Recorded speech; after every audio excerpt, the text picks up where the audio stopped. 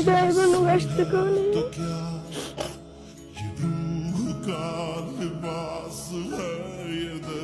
markii 7 sano loo xukumay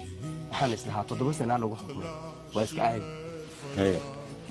haddii nool yahay waa ku soo baxaya haddii iska nool yahay